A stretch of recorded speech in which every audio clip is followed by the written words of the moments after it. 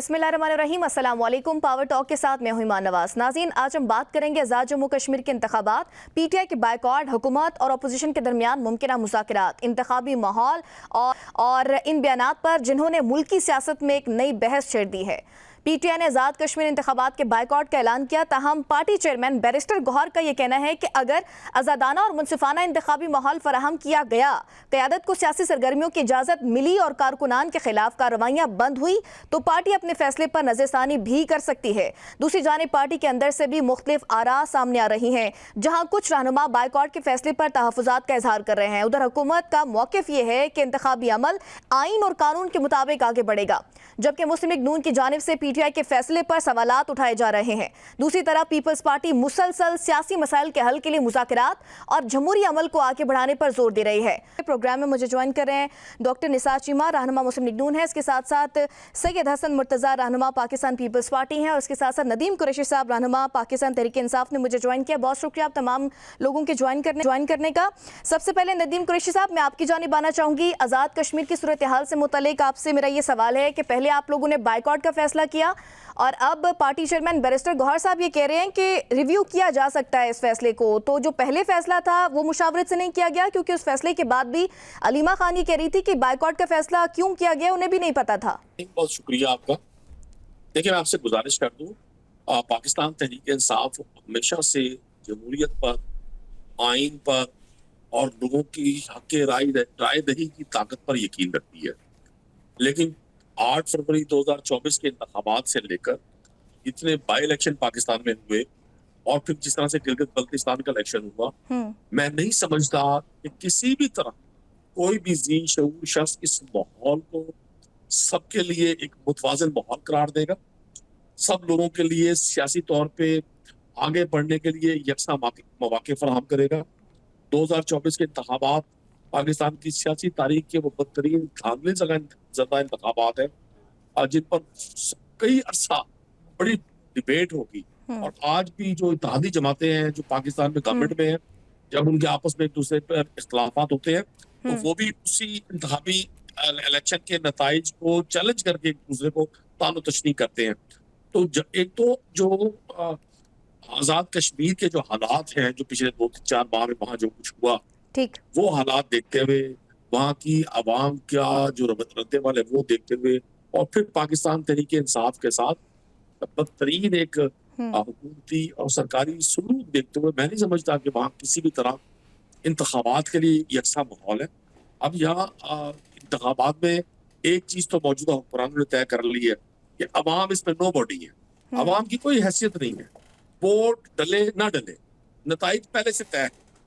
बहुत सारे लोग पेशे कोई कह रहे थे कि जी गिलगित बल्तिस्तान का इलेक्शन पीपल्स पार्टी को जितवाया जाएगा। अब बताएं, पीपल्स पार्टी ने 20 साल से हुकूमत में है सिंध में, कौन सा ऐसा कारनामा अंजाम दिया है?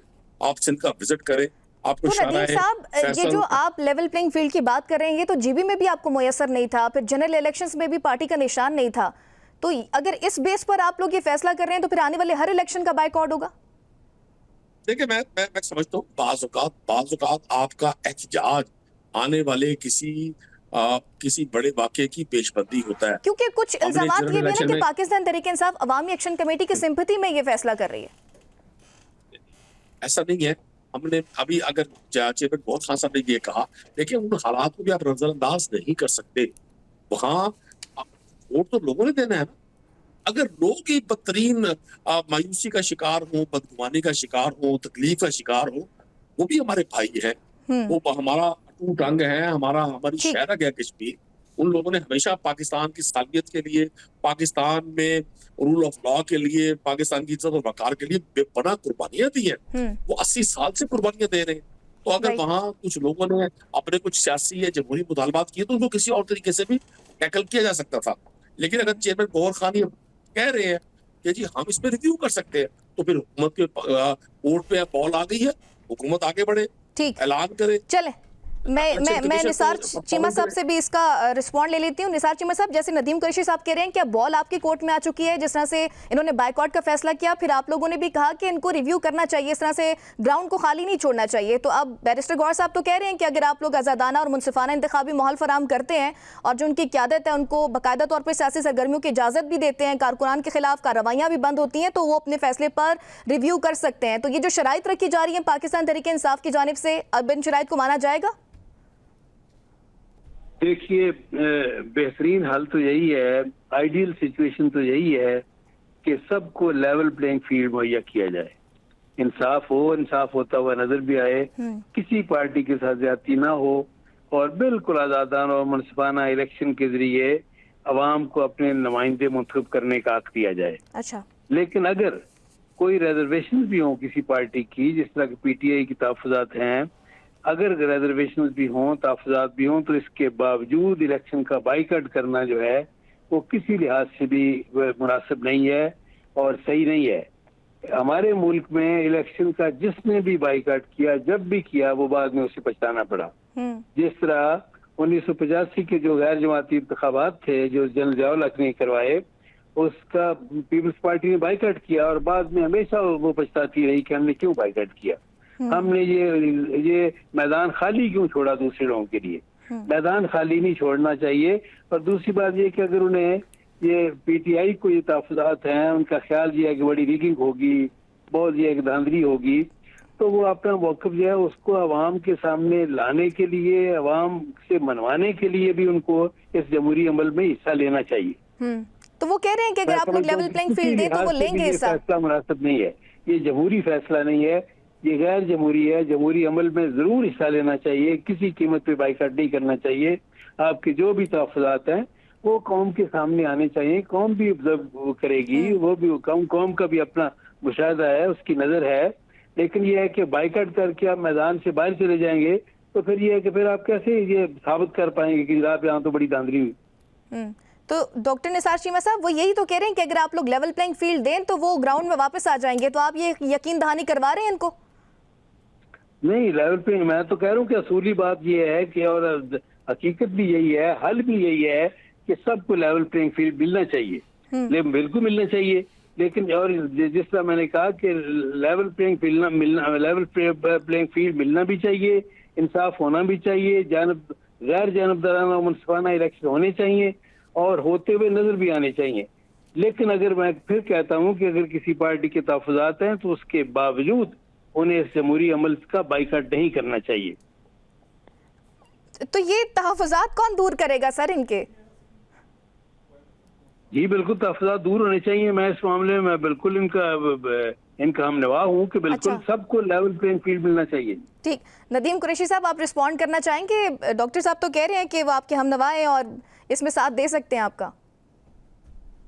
देखिए डॉक्टर साहब बड़े एक शानदार मिजाज के शख्स हैं, कानून पसंद शख्स हैं। मुझे ज़ाती तौर पे भी इनका हमेशा एहतराम रहा है और ये भी उन चंद लोगों में से हैं जिन्होंने 2024 के इंतखाबी नताइज को मनोमन वैसे तस्लीम करने की ख्वाहिश की जिस तरह से अवाम ने वोट किया। और अगर इस तरह की वॉइसेस अपनी अपनी जमात में एक अच्छा रोल प्ले करे और इन लोगों को जो आज हुक्मरान है पाकिस्तान के, ये लेसन किसी भी तरह वो समझ लें अपने लिए कि हमेशा जमहूरियत ही अपने सियासी मुखालिफ को शिकस्त देने का बेहतरीन तरीकाकार है। तो मैं नहीं समझता कि हुक्मरान अगर इस लेसन को ले लें तो कोई और उन्हें किसी भी साइड में जाने की जरूरत पड़ेगी। अवाम का जो फैसला होता है वो सबके लिए काबिल कबूल होना चाहिए। अवाम का फैसला कभी गलत नहीं होता। जमहूर में है ही अवाम, ये कागजों पर इंतखाबी नताइज मुरतब करके वही होता है जो पाकिस्तान में है। पाकिस्तान के हुक्मरान अब किसी खलाई सैयारे पे रहते हैं और पाकिस्तान की अवाम जमीन पर रहती है।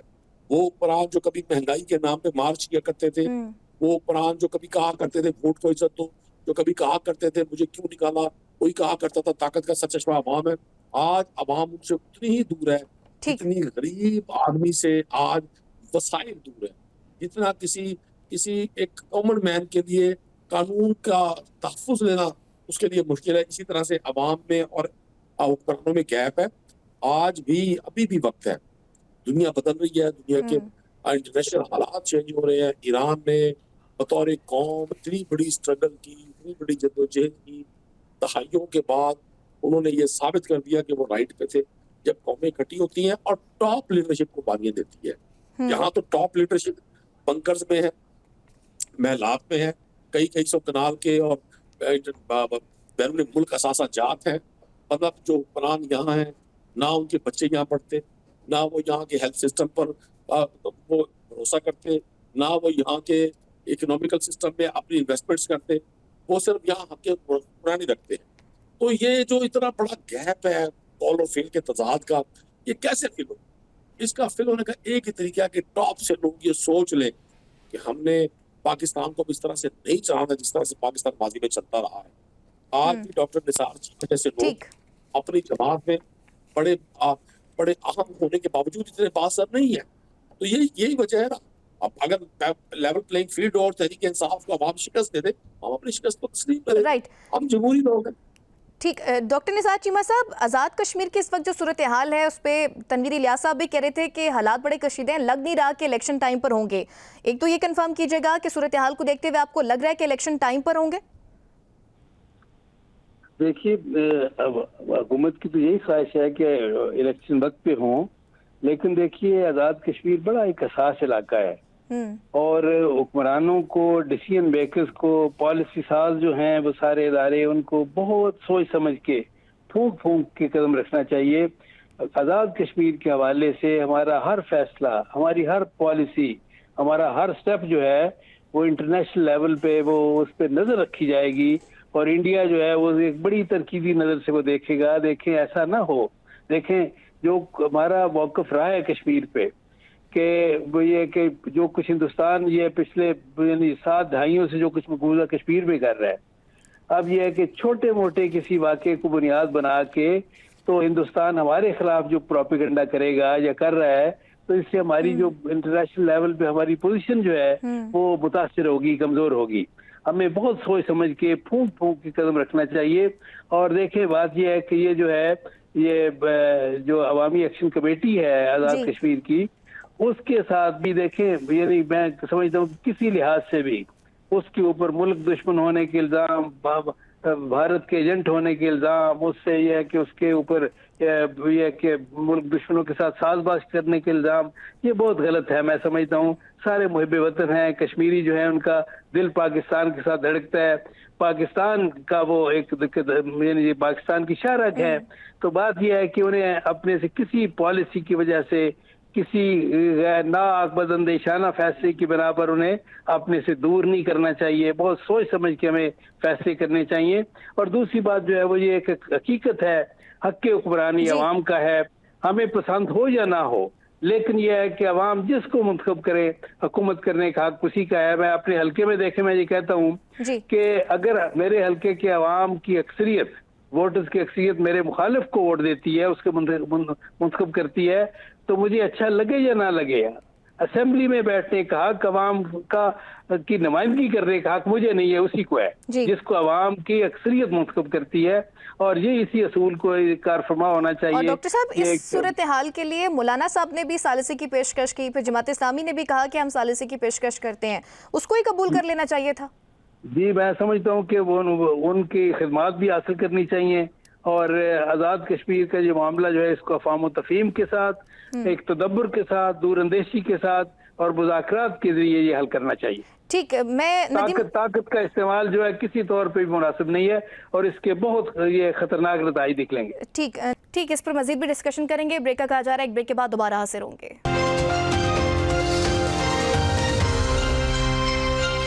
वेलकम बैक नाज़रीन, गुफ्तगू के सिलसिले को आगे बढ़ाते हैं। नदीम कुरैशी साहब, आज़ाद कश्मीर के इलेक्शंस की जब हम बात करते हैं तो एक सरप्राइजिंग एलिमेंट हमारे आईपीपी की सूरत में भी सामने आता है कि जीबी में भी 4 सीट्स उनको मिली और अब आज़ाद कश्मीर में भी बड़े कॉन्फिडेंट नज़र आ रहे हैं।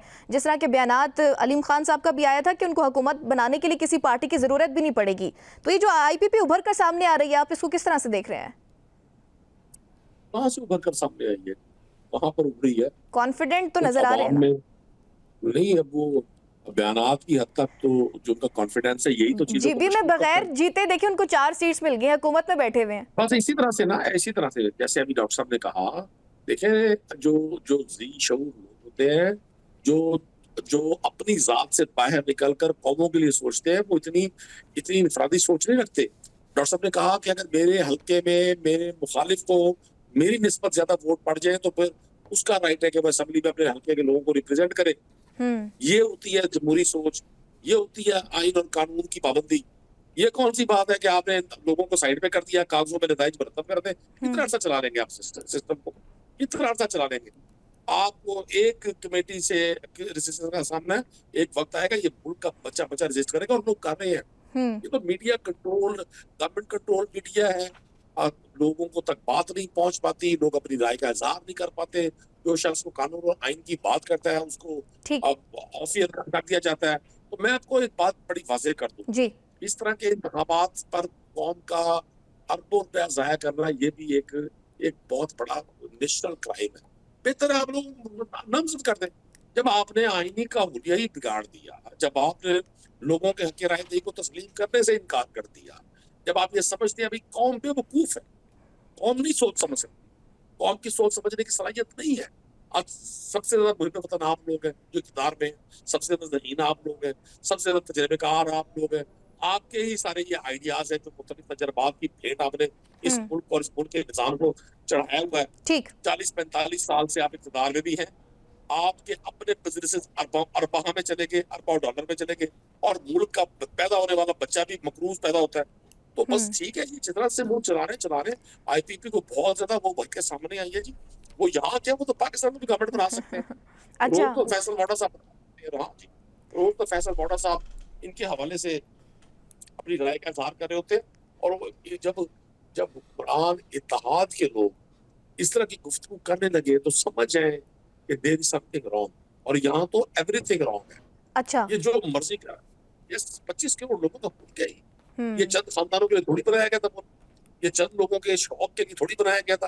ये फुटबॉल थोड़ी है कि 25-24 खिलाड़ी मिलके इसको खेलें, एक बॉल उधर फेंक दे, दूसरा बॉल उधर फेंक दे। अल्टीमेटली इंशाल्लाह आइन ने प्रिवेल करना है। पाकिस्तान की आवाम के हक के राय दही को लोगों को तस्लीम करना पड़ेगा। कौमों की जिंदगी में मुश्किल दिन आ जाते हैं। अच्छा हुआ जमहूरियत, अवाम, वोट को इज्जत देने वालों की नकाब कुशाई अच्छी हो गई। लोगों को पता चल गया ये कितना अवाम से प्यार करते हैं, ये कितने जमहूरियत पसंद है, ये कौन से वोट की रेस्पेक्ट की बात करते हैं। गला फाड़ कर लोगों को पता चल गया इस बात का। ठीक, डॉक्टर साहब, ये IPP के आने से आप क्या समझते हैं, किसका वोट बैंक मुतासिर होगा? नून लीग को कोई फर्क पड़ेगा? जी मैं नहीं कह सकता, लेकिन देखें मैं तो फिर कहूँगा वोट बैंक किसी का मुतासर हो ना हो, लेकिन देखें मुनसिफाना और आज़ादाना इलेक्शन जो है वही हल है। देखें बात यह है कि हमें आज़ाद कश्मीर में इस तरह का माहौल प्यार पैदा करना चाहिए कि मकबूजा कश्मीर के लोग रश की नज़रों से इस तरफ देखें, और वो माहौल जो है वो उनके जमहूरी हकूक देने से होगा, उनके साथ मोहब्बत और प्यार के साथ पेश आने से होगा, उनका ये हक हुक्मरानी जो है वो तस्लीम करने से होगा, अमली तौर पर, जुबानी नहीं, आइन और कानून की हुक्मरानी को इंश्योर करने से होगा। देखिए हमें यह है कि जिस तरह मैं फिर कहूँगा कि ये बड़ा हसास इलाका है, हमें बहुत सोच समझ के, बहुत तदब्बर के साथ, हिकमत के साथ ये है कि फैसले करने चाहिए, और ये इंश्योर करना चाहिए कि लोगों को ये एहसास हो कि जो उनके हकीकी नुमाइंदे हैं, जो उनके वोटों से मुंतखब हैं, वही उनके हक में, उन्हीं को हुकूमत करने का हक है। ठीक, डॉक्टर साहब, आप दोनों की गुफ्तगू सुन के ना माहौल बड़ा अच्छा लग रहा है। आप दोनों एक दूसरे की बात को सेकंड भी कर रहे हैं। तो इस माहौल में मैं चाहूंगी कि मुज़ाकरात की भी हम बात कर लें कि मुज़ाकरात की आप लोगों ने पेशकश भी की, वज़ीर आज़म ने भी असेंबली के फ्लोर पर खड़े होकर कहा, फिर मामलात आगे बढ़े नहीं। बैरिस्टर गौहर साहब भी ये शिकवा कर रहे थे कि PM सिर्फ पेशकश करते हैं, बोल देते हैं, लेकिन मामलात आगे बढ़ते नहीं हैं। तो रुकावट कहाँ पर आती है सर? चलें ये देखें, जिनका हमारी पार्टी के साथ ताल्लुक नहीं है, या PTI के साथ ताल्लुक नहीं है, या अवामी एक्शन कमेटी के साथ ताल्लुक नहीं है, जब वो सालसी के लिए अपना रोल प्ले करने के लिए तैयार होते हैं, तो मैं समझता हूँ कि उनको उनका किरदार, उन्होंने अपना किरदार अदा करने की इजाज़त होनी चाहिए और उनकी हौसला अफजाई होनी चाहिए। अगर मौलाना फजल रहमान साहब जो है इसमें कोई रोल प्ले करना चाहते हैं तो हमें वो कबूल करना चाहिए। सर मैं उस मुज़ाकरात की बात कर रही हूँ जो वज़ीर आज़म ने पाकिस्तान तहरीक इंसाफ को ऑफर किए थे। महमूद खान चकजई से बाकायदा तौर पर वो मिले भी थे, मुज़ाकरात की उन्होंने ऑफर की थी कि आए मामलात को बैठकर टेबल पर हल करते हैं। वो मुज़ाकरात आगे बढ़ नहीं पाते, इससे कबल भी मुज़ाकरात शुरू हुए थे, वो भी बेनतीजा खत्म हो गए थे। नहीं, बिल्कुल ये मुज़ाकरात जो है बामानी होने चाहिए और दोनों तरफ से वो टीमें होनी चाहिए जिनके पास मुकम्मल इख्तियार हो फैसला करने का। देखें, बात ये है कि इस वक्त जो कुमती बेंचों पे बैठे हैं, मुस्लिम लीग नून है, पीपल्स पार्टी है, उनकी तरफ से भी एक बाइख्तियार कमेटी हो और पीटीआई की तरफ से भी एक बाइख्तियार कमेटी हो। वो इमरान खान साहब से पूछ के देखें। मैं फिर ये कहूंगा अच्छा। कि ये उनके वकला को, उनकी पार्टी के कायदीन को और उनके रिश्तेदारों को इमरान खान साहब से मिलने की भी इजाजत होनी चाहिए। अच्छा, आप कह रहे हैं और इमरान खान साहब से उनको- पूछकर वो फिर मामलात आगे बढ़ाएं, लेकिन सर उनकी मुलाकात इतने अरसे से जो है वो हो नहीं रही है, तो मामलात नहीं, आगे मैं बढ़ते कहता ही हूं नहीं है, कि वहीं पर रुक जाते हैं। देखिए, मुलाकात का भी एहतमाम होना चाहिए। ये उनका बुनियादी हक है, जमहूरी ठीक। हक है, इंसानी हक है और उनसे मुलाकातों के पे पाबंदी नहीं होनी चाहिए। उनके वकला को भी इजाजत होनी चाहिए, उनके रिश्तेदारों को भी और उनकी पार्टी के कायदीन को भी। ठीक। नदीम कुरैशी साहब, डॉक्टर साहब की गुफ्तगू से तो लग रहा है कि मामलात सारे ठीक हैं, वो भी कह रहे हैं कि तमाम पार्टीज को बाइख्तियार कमेटीज बनानी चाहिए, तो फिर क्या मसाइल क्या आ रहे हैं सर? देखिए, एक तो आप जो ये बार बार लफ्ज इस्तेमाल करें ना मुज़ाकरात का, ये मुज़ाकरात नहीं है, ये मज़ाकरात।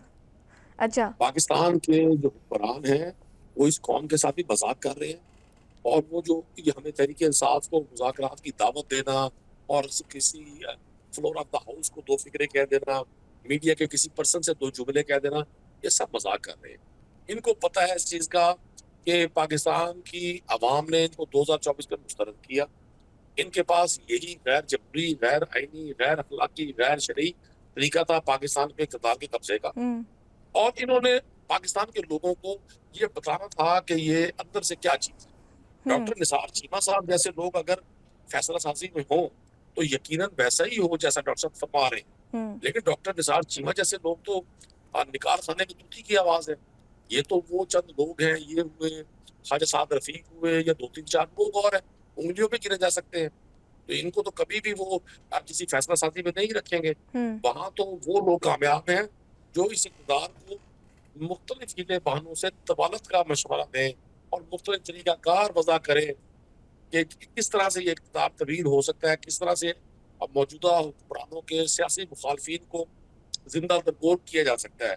मैं नहीं समझता कि तहरीक इंसाफ किसी भी स्टेज पर किसी भी सूरत बातचीत से इनकारी हो। हम आज ये समझते हैं कि इमरान खान साहब के साथ जो गैर इंसानी, गैर अखलाकी, गैर कानूनी सलूक किया जा रहा है और वो तमाम सियासी कैदी शाह महमूद कुरैशी हो, एजाज चौधरी हो, उमर सरफराज चीमा हो, डॉक्टर यास्मीन राशिद साहबा, देखिए ना कैंसर पेशेंट हैं, एक खातून है, क्या जुर्म है, क्या जुर्म है? भाई उन्होंने सिर्फ नवाज शरीफ साहब के इलेक्शन में मुकाबला किया और वो वहां से वोटों के मुताबिक इलेक्शन जीती। तो यही वो हमारी तारीख का वो जबर है जो हम हमेशा देखते रहे हैं।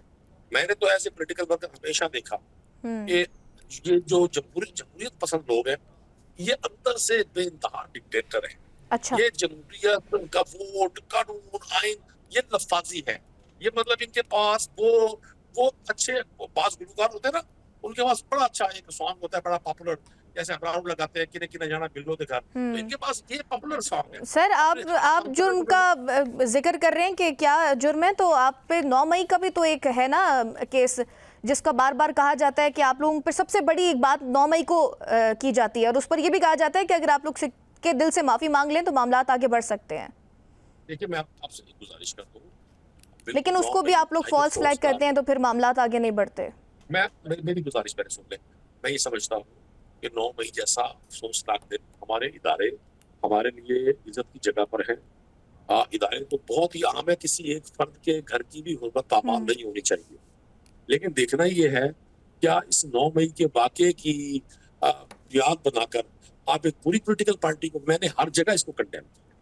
मैं आपको कैसे गुजारिश करूं, बहुत सारे हजारों की तादाद में लोग हैं जो बिल्कुल नहीं चाहते हैं किसी भी तरह का इस तरह का मुतशद्दिद वाक़या हो, लेकिन जब एक स्पेल आया तो उन सबको रगड़ दिया गया। शाह महमूद कुरैशी साहब तो नहीं थे 9 मई को, लाहौर कराची थे, सारी दुनिया को पता है। वो उनकी मिसेज हॉस्पिटलाइज थी और वो आगा खान हॉस्पिटल में थे। अच्छा। किसको नहीं पता? तो मतलब इस तरह मैं लेकिन शाह महमूद कुरैशी साहब को तो अब रिलीफ मिल रहा है ना अदालतों से। देखिए, इमरान खान साहब कहाँ थे? वो तो खुद मतलब जो शख्स अपने आप को कोर्ट में सरेंडर कर दे, वो इस्लामाबाद हाई कोर्ट में मौजूद थे, उनको वहां से गिरफ्तार किया जाता है बगैर किसी वारंट गिरफ्तारी के। बगैर अभी बड़ी लंबी दास्तान है। मैं आपको एक बड़ी मुख्तसर में एक चीज बता दूं, जी। जो कुछ भी है, हम में कोई भी दूर दराज नहीं है। हम सबको अपनी अपनी चीजों को रिव्यू करना पड़ेगा। पाकिस्तान को जहां आपने हुक्मरानों ने मिलकर आज आम आदमी के लिए जितने अजियत गाह बना दिया है, अगर ये सिर्फ टीवी की स्क्रीन से और अपने तर्जुमानों से ये अखज करेंगे कि जी पाकिस्तान के हालात बहुत अच्छे हैं, तो ठीक है, ये सोचते रहे जी, ये बात, ये इस पर खुश होते रहे। ग्राउंड पे ऐसा नहीं है। अगर लोग यहाँ बच्चों समेत खुदकुशियां भूख की वजह से कर रहे हैं, अगर नौजवान यहाँ से बैरून मुल्क जाने के लिए तड़प रहा है, लोग पासपोर्ट बनवाने के लिए पासपोर्ट ऑफिस के पास लाखों की तादाद में लोग खड़े हुए हैं, मौजूद है, क्या मतलब है इसका? आपकी टेक्सटाइल इंडस्ट्री बंद हो रही है, आपका एग्रीकल्चर खत्म हो रहा है, लोन्स ने मन की मईशत को तबाह कर दिया, आपकी पीआईए सेल हो गई, आपकी स्टील मिल खसारे में, आपकी रेलवे खसारे में, तो ये कर क्या रहे हैं तजर्बाकार लोग? ये सिर्फ तो नदीम साहब, अब कल चूंकि मंगल भी है और आप लोगों की मुलाकातों का दिन भी है, तो आपको लगता है कि मुलाकात होगी? नहीं, मुझे नहीं लगता। मैं तो बहुत इस हवाले से सदाए एहतजाज बुलंद करता हूँ। देखिए, अपने मुखालफिन के साथ इस तरह आपको भी नहीं लग रहा? और राना सनाउल्लाह साहब भी कह रहे हैं कि उनको भी मुस्तकबिल करीब में कोई मुलाकात होती हुई नजर नहीं आ रही। तो यही तो जाती है ना, यही तारीख का जबर है, जो जिससे हमने सबक नहीं सीखा। हम अपने हर अपोनेंट को दीवार पर और नदीम साहब, सरप्राइजिंगली फिर ये स्टेटमेंट्स भी आती हैं कि उनको व्हाट्सएप कॉल की सहूलत मौजूद है, उनके बेटे जो है वो फोन नहीं उठाते। ये झूठ है, ये झूठ है। ये बहुत सारे इल्जाम थे खान साहब पे, आपने भी सुने होंगे, मैं उनका क्या जिक्र करूं। अच्छा। अल्लाह ताला बड़े काइंड हैं, वो इंसानों के ऊपर लगे गए इंसानों के इल्जामात को अपने तरीके से तोड़ते हैं। आपने देखा कितने इल्जामात लगते थे खान साहब पे, आज कैसे उन्होंने 3 साल में कितनी बहादुरी से कितनी बदतरीन जेल काटी है, लोग तसव्वुर भी नहीं कर सकते। 48, 40, 50 टेम्परेचर है। एक ऐसा शख्स जिसने बादशाहों की, शहजादों की जिंदगी बसर की हो, पाकिस्तान का नाम रोशन किया हो, जिसने पाकिस्तान को हॉस्पिटल्स दिए हो, पाकिस्तान के नौजवान लोगों की बहुत बड़ी अक्सरियत 80 से 85% लोग उस शख्स को अपना लीडर मानते हो, आप उस शख्स को जबर से जेल में रखकर सख्तियां करके उसके अफवाह पर, उसके साथियों पर, उसकी जमात पर, ठीक है, आप वो अपने टारगेट्स को हासिल कर रहे होंगे जाती, इज्तिमाई तौर पे आपने कौम को मायूस किया, इज्तिमाई तौर पे लोगों का एतबार पूरे निजाम से उठा है। वो लोग डर से, खौफ से, जबर से ना कहें, वो कहते हैं ना, पता पता बूटा बूटा हाल हमारा जाने है, जाने ना जाने गुल ना जाने बाग तो सारा जाने। हर शख्स को पता है क्या कुछ होगा, लेकिन मैं आज भी तोड़ नहीं दूं। मैं पाकिस्तान को तो नदीम साहब, जो आप लोगों के हेल्थ कंसर्न्स थे खान साहब की सेहत को लेकर, वो अभी बरकरार है आपके? क्योंकि राना सनाउल्लाह साहब ने ये भी पॉइंट उठाया कि जो आप लोग बात करते हैं कि सैडली अगर उनकी आंख जाया होगी, तो वो कहते हैं ऐसी कोई बात नहीं है, उनकी आंख बिल्कुल भी जाया नहीं हुई, बल्कि उनका बेहतरीन इलाज करवाया जा रहा है। देखिए, मैं आपसे गुजारिश करूंगा, अगर ऐसा है, अगर राना साहब कह रहे हैं, राना साहब हो, नवाज शरीफ साहब हो, इन सब लोगों ने ये हालात, सारी सख्तियां बर्दाश्त, किसी भी शख्स का किसी से जाती खिलाफ नहीं होता। हमें इस बात का आइडिया है कि पॉलिटिकल लोगों ने बहुत सख्तियां बर्दाश्त की है। पॉलिटिकल लोगों के इतने बड़े जराइम भी थे, जितनी बड़ी सजा उनको हमेशा मिलती रही, लेकिन अफसोस की बात यह है कि यही पॉलिटिकल लोग जब अपने दौरे इक़्तिदार में होते हैं, तो ये अपने साथ होने वाले जराइम को भूलकर नए सिरे से, नई तवानाई से, नई ताकत से, नए जज्बे से अपने मुखालिफ की सरकोबी के लिए सीना सुपर हो जाते हैं। तो मैं समझता हूँ, अगर राना सनाउल्लाह सब कह रहे हैं, मुझे मेरे पास तो उनकी बात का एतबार करने के अलावा कोई हल नहीं है, लेकिन ये टेस्ट, ये वेरीफाई उस वक्त होगा जब खान साहब की फैमिली मेंबर्स उनसे मिलेंगे, जब खान साहब के फुकरा उनसे मिलेंगे, जब खान साहब के जाती मौलिज उनको चेक करेंगे। वो अना वाला खुदार शख्स है, वो कभी नहीं कहेगा मुंह से कि जी मेरे साथ ये जाती हुई है। अच्छा। लेकिन लोगों को पता है, अगर उनको रात के अंधेरे में पिन चलाया जाता है, उनकी इलाज के लिए कोशिश की जाती है, ये भी गैर अखलाकी और गैर कानूनी है। किसी शख्स को अगर कोई डिजीज है और वो एक इतनी बड़ी फिगर है, आम कॉमन आदमी भी हो, तो उसके फैमिली मेंबर्स को साथ रखा जाता है किसी मशावरत में। ठीक है, आप किसी हॉस्पिटल चले जाएं, तो मेजर सर्जरी है या कोई सेंसिटिव इशू होता है, जाती मौलिजीन को भी रिसाई देनी चाहिए। ठीक, बहुत शुक्रिया दोनों मेहमानों का प्रोग्राम में ज्वाइन करने के लिए। नाज़रीन, इसी के साथ एक शामिल करेंगे, ब्रेक के बाद दोबारा हाजिर होंगे। Stay with us.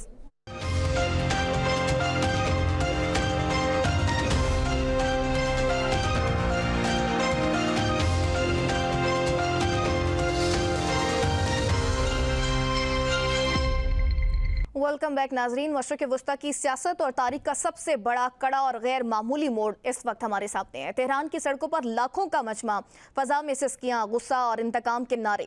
ईरान के सुप्रीम लीडर आयतुल्लाह खामनाई की आखिरी रसूमात और नमाज जनाजा के मराहिल जारी हैं, जिसने पूरे खिते को हिलाकर रख दिया। एक ऐसे वक्त में जब अमरीका और इसराइल के साथ शदीद फौजी और सियासी तनाव अरूज पर है, ईरान अपनी ताकत, यकजहती और मज़ामत का मुजाहिरा कर रहा है। दूसरी तरफ अमरीकी सदर डोनाल्ड ट्रंप के तंदो तेज बयानात ने जलती पर तेल का काम किया है। इन तमाम लाइव अपडेट्स और तेहरान की सड़कों पर मौजूद ईरानी अवाम के हकीकी जज्बात को हम तक पहुंचाने के लिए पिछले कई दिनों से ईरान के दारुल हुकूमत में मौजूद हमारे सीनियर सहाफ़ी और एंकर पर्सन मखदूम शाहबुद्दीन हमारे साथ बराह रास्त इस वक्त तेहरान से मौजूद है। मखदूम, मुझे बताइएगा कि काफ़ी दिन से आप तेहरान में मौजूद हैं। पिछले 4-5 दिन से आप ईरान में सुप्रीम लीडर के जनाजे को कवर भी कर रहे हैं। क्या माहौल देख रहे हैं ईरान में इस वक्त? क्या अपडेट्स हैं? सूरत हाल क्या है दारुल हुकूमत तेहरान की में? जी देखिए, हमें 4 दिन हो चुके हैं ईरान के दारुल हुकूमत तेहरान में, और अवाम का एक समुंदर जो है वो तेहरान की सड़कों पर उमड़ आया है। इस वक्त जो जुलूस तेहरान की सड़कों पर देखा जा रहा है, इसके हवाले से ये ऐलान कर दिया गया है कि ये मुल्की तारीख का सबसे बड़ा इज्तिमा है। ईरान के supreme leader Ayatollah Sayyid Ali खामनाई की नमाज जनाजा कल अदा कर दी गई थी, हमने उसे भी रिपोर्ट किया। वहां पर भी जो अवाम के जज्बात थे, वहां पर भी जो अवाम के एहसासात थे, और जिस कदर अवाम का समुंदर था, उसकी मिसाल नहीं मिलती। लेकिन इस वक्त अगर मैं आपको दिखाऊं तो आप मेरे पीछे भी देख सकते हैं, तेहरान की सड़कें जैम पैक्ड हैं। और आज supreme leader Ayatollah Sayyid Ali खामनाई और उनके अहले खाना, 5 ताबूत हैं जिनमें एक 14 माह की मासूम बच्ची का ताबूत भी है। आज उन सब को तेहरान की सड़कों के ऊपर एक मार्च हो रहा है, एक जुलूस है, और अवाम मेरे पीछे जो आप देख रहे हैं, हम इनके साथ चलते हुए आए हैं और अभी एक ब्रिज पर हम मौजूद हैं। ये पिछले 30 किलोमीटर से इस तपती दोपहर में, इस शदीद तरीन गर्मी में, पिछले 30 किलोमीटर से ये लोग जो हैं ये सड़कों पर मौजूद हैं, ये चल रहे हैं। इनमें औरतें हैं, इनमें बच्चे हैं, इनमें बुजुर्ग हैं। रास्ते में लोगों को रोक रोक कर पानी दिया जा रहा है, रास्ते में लोगों को रोक रोक कर खाना खिलाया जा रहा है। और इस वक्त शदीद तरीन गर्मी के असरात से बचने के लिए लोग पानी भी तकसीम कर रहे हैं। यहाँ पर पानी का छिड़काव जो है वो भी किया जा रहा है। और इस वक्त बाज़ाब्ता तौर पर यह बात कही जा सकती है कि यह तेहरान की, ईरान की तारीख का सबसे बड़ा इज्तिमा है। और अभी यह सिलसिला रुका नहीं है। ये जनाजे की तकरीबात या आखिरी रसूमात की तकरीबात तेहरान से तकरीबन 1.5 घंटे की मुसाफत पर एक तारीखी शहर है कुम, और कुम शहर जो है वो कल जसद खाकी को ले जाया जाएगा। कुम से इस जसद खाकी को, इन ताबूतों को और supreme leader Ayatollah Sayyid Ali खामनाई के जसद खाकी को इराक लेकर जाया जाएगा। और ये भी एक रिकॉर्ड है कि किसी भी हेड ऑफ द स्टेट का फ्यूनरल जो है वो एक मुल्क में नहीं बल्कि 2 मुल्कों में हो रहा है। बगदाद से होते हुए नजफ और करबला, जहां पर आपको मालूम है कि बहुत से मजहबी मकामात हैं, मुकद्दस शख्सियात हैं, वहां पर ईरान के supreme leader Ayatollah Sayyid Ali खामनाई जो हैं उनके जसद खाकी को ले जाया जाएगा, जिसके बाद वापस ईरान के तारीखी शहर मशहद में उनके जसद खाकी को लाया जाना है। मशहद में मैं आपको ये बताऊं कि ईरान के सुप्रीम लीडर जो हैं उनकी वसीयत भी थी, और जो 8वें इमाम है, इमाम रजा, उनका रोज़ा मुबारक भी वहीं पर मौजूद है। तो वहां पर उन्हें दफन किया जाएगा, वहां पर उनकी जो तदफीन है वो की जाएगी। अच्छा मखदूम, ईरान के लोगों के एहसासात और जज्बात क्या हैं? ज़ाहिरी तौर पर यह कड़ा मरहला है, कड़ा इम्तिहान है ईरानी कौम के लिए। तो जो आपने अपनी आंखों से देखा, ईरानी अवाम के एहसासात क्या हैं? लोग इस वक्त ईरान की सड़कों पर क्या जज्बात शो कर रहे हैं? जी बिल्कुल, मैंने जो खुद महसूस किया है, और एक सहाफ़ी के तौर पर अपने जज्बात को साइड पे रखकर अगर मैं बात करूं तो रिक्कत आमेज मनाजिर हैं। यहाँ पर लोग जो हैं, देखें, वो ग्रीफ में हैं, वो दर्द में है, वो अजियत में है, वो कर्ब में है। यहाँ तक कि जब जनाजा हो रहा था, मैं यहाँ पर अभी भी ईरानी सहाफियों को देखता हूँ, बहुत से लोगों को देखता हूँ जो कैमरा लेकर मंजर कशी भी कर रहे हैं, लेकिन ऐसे मकाम आते हैं कि वो अपने जज्बात पर काबू नहीं रख पाते, वो धाड़े मार मार कर रोना शुरू हो जाते हैं। और उनके इस तरह के जज्बात हैं। लेकिन इस दर्द और कर्ब और अजियत के बावजूद ईरान के अवाम की अगर मैं आपको बात बताऊं तो वो सुर्ख झंडे लेकर निकले हुए हैं। यहां पर जो नारे हैं वो अमेरिका और इसराइल के खिलाफ हैं। यहां पर अमेरिकी सदर डोनाल्ड ट्रंप और नेतन्याहू को मारने की बातें हो रही हैं। ईरान के अवाम अपनी हुकूमत से ये मुतालिबा कर रहे हैं कि supreme leader Ayatollah Sayyid Ali Khamenei जो हैं उनके खून का बदला लेना है, उनके कत्ल का बदला लेना है। और यही यहां पर जो प्रीडोमिनेटली अगर मैं जज्बात आपको बताऊं तो वो देखे जा रहे हैं, जिनमें गम भी है, जिनमें कर्ब भी है, जिनमें अजियत भी है। लेकिन सबसे ज्यादा इसमें मैं ये समझता हूं कि एक जंग का माहौल भी है और तेहरान की सड़कें, और आज भी आप देखें जनाजा तो कल हो गया, लेकिन आज लाखों लोग 30 किलोमीटर से हम उनके साथ वॉक करते हुए आ रहे हैं। और अभी तक ये जो काफिला जो मेरे पीछे भी आप देख सकते हैं, ये काफिला सुप्रीम लीडर के जसदे खाकी की जानिब बढ़ रहा है, उनकी मैयत की जानिब बढ़ रहा है, जहां पर उन्हें रखा गया है। और आज का दिन जुलूस के लिए था, तेहरान की सड़कों पर ये पैगाम देने के लिए। और इस सब के अंदर सिंबलिज्म जो है वो बड़ा इंपॉर्टेंट है। मैं समझता हूं कि जो एक पैगाम दिया जा रहा है, जो एक सिंबल है रेजिस्टेंस का और लोगों का अपने मुल्क और अपनी हुकूमत और इस रिजीम के साथ एहसासात जो उनके जुड़े हुए हैं, उसका वो बहुत ज्यादा भरपूर अंदाज में इजहार भी कर रहे हैं और उसको वो एनालाइज भी कर रहे हैं, पूरी दुनिया के सामने भी रख रहे हैं। और वो जो एक इस जंग से पहले का मंजर था, जंग से पहले का माहौल था, जिसमें यहाँ पर हुकूमत मुखालिफ एहतजाज तेहरान की सड़कों पर देखे जाते थे महंगाई के खिलाफ। ईरान जिनके हवाले से कहता है कि वो पुरतशद्दुद इसलिए हुए कि अमेरिका और इसराइल ने उसमें मदद फराहम की और पुरतशद्दुद करने के लिए उसमें एजेंट्स जो हैं वो उनके शामिल हो गए। लेकिन फिर आज टेबल्स टर्न हुए हैं और इस जंग ने ये वाजे कर दिया है कि यहाँ पर जो निज़ाम हुकूमत है, यहाँ पर जो रिजीम है, वो कमजोर नहीं है, वो बल्कि पहले से अगर हम ये कह सकें, एज अ जर्नलिस्ट मैं ये बात कर रहा हूँ, जो मुझे नजर आ रहा है वो बता रहा हूँ कि यहाँ पर जो निज़ाम हुकूमत है, जो इस्लामी इनकलाब के तहत कायम की गई इस्लामी रिजीम है, वो पहले से ज्यादा मजबूत हुई है। और डोनाल्ड ट्रंप के खिलाफ भी यहाँ पर स्टेटमेंट्स जो हैं वो दी जा रही हैं। बल्कि मैं आपको ये भी बताता चलूं कि ईरान के आर्मी चीफ जो हैं उन्होंने कहा है कि अमेरिका ये जान ले, इसराइल ये जान ले कि सुप्रीम लीडर के कातिल सुकून से नहीं फिर सकेंगे।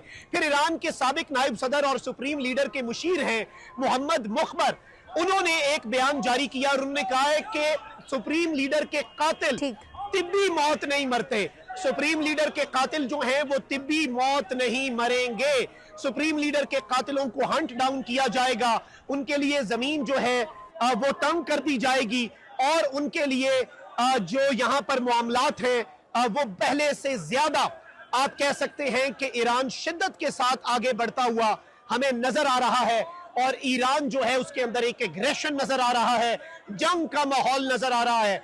और ईरान ये कह रहा है कि ठीक है अभी सही वक्त नहीं है, लेकिन जब सही वक्त हुआ तो हम अवेंज करेंगे, हम रिवेंज लेंगे। और यहाँ पर प्रीडोमिनेटली नारेबाजी भी जो है वो ट्रंप और नेतन्याहू के मुखालिफ है। बैनर्स हैं जिन पे उनकी तस्वीर लगाई गई हैं, उन पर निशाना भी लगाया गया है। और ये इस वक्त तेहरान की सड़कों के खुसूसी मनाजिर हैं।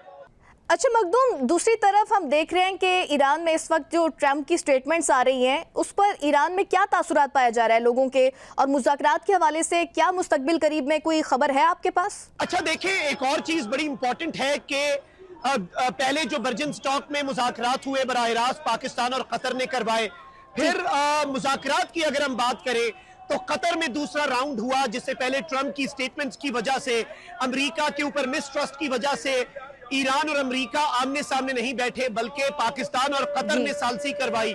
लेकिन अब ईरान के जो मुंजमद असासे हैं वो भी अनफ्रीज होने की बात भी हो रही है, आपको मालूम है। और $6 बिलियन का एक क्रेडिट जो है वो भी इशू होने की बात हुई है। अब अगला राउंड जो है हमारी इत्तलात के मुताबिक, यहां पर भी मेरी कुछ बड़े बाखबर लोगों से बात हुई है, अगला राउंड इस्लामाबाद में होने जा रहा है जो कि गेम चेंजर होगा। अलबत्ता डोनाल्ड ट्रंप की स्टेटमेंट्स जो इस फ्यूनरल के दौरान आई हैं, जैसे बर्जन स्टॉक में मुज़ाकरात के दौरान ट्रंप ने एक धमकी दी और उस धमकी के बाद ईरान का वफ्द उठकर चला गया, वो गुस्सा हुए उनमें एग्रेशन था, और इसी तरह से ये इनके लिए एक बड़ा इमोशनल मोमेंट है। यहाँ पर मैं देख रहा हूं कि लोग एक एक मिनट के बाद अपने जज्बात पर, मेरे सामने कुछ सहाफी, ये मीडिया के लिए मुख्तस ब्रिज है, उसमें फुटेज भी बना रहे हैं, लेकिन वो रो भी रहे हैं, वो अश्कबार भी हैं। तो आप अंदाजा करें कि इस सब में अभी यहाँ से जंगी तराने और सुप्रीम लीडर के लिए जो लोग जज्बात हैं उनका इजहार कर रहे हैं, तो ट्रंप की तरफ से ये स्टेटमेंट देना कि मैं सबको उड़ा दूंगा जनाजे में, मैं ये कर सकता हूं, इस पर भी ईरान में बहुत तशवीश पाई जाती है, ईरान में बहुत परेशानी है और ईरान में बहुत कर्ब है और ईरान गुस्से में है। गम और गुस्सा दोनों चीजें, दोनों जज्बात बैक वक्त इस वक्त हम तेहरान की सड़कों पर देख रहे हैं। ठीक है, बहुत शुक्रिया। मखदूम शाहबुद्दीन हमारे साथ लाइव तेहरान से मौजूद थे। और इसी के साथ प्रोग्राम का वक्त खत्म हो गया। अपनी मेज़बान ईमान नवाज को दीजिए इजाज़त। अपना ख्याल रखिएगा। अल्लाह निगहबान।